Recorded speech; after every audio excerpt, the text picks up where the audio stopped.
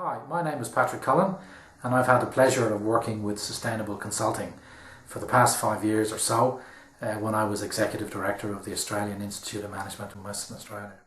The Institute was involved in thinking through our physical expansion here in Western Australia. We had the fortunate position to have two very significant training centres, both in Floreat here in Perth. But because of the increased business activity and demand for our programs, the management leadership training programs, we had a need and an opportunity to expand, to have a physical expansion. And after a fair bit of thought, we made the broad decision to build a third dedicated learning and development centre on our site in Floreat. I first met Craig Salt, and I didn't know about Sustainable Consulting, but I first met Craig when he was president of the Sustainable Practitioners Association, and was very impressed, not only by him, but very impressed by the team of people I met who surrounded him in some ways. And it was through him, obviously, that I met and came across his entity.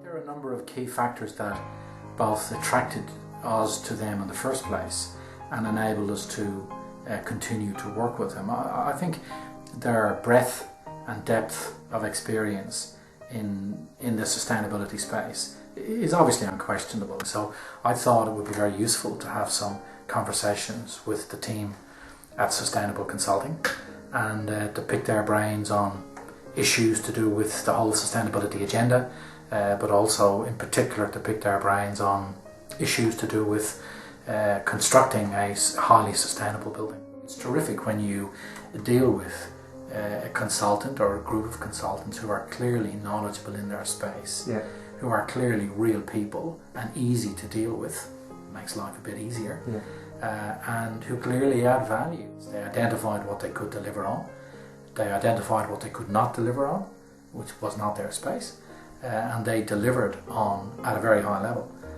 on the areas they said they would. That for me that's the best compliment I can make.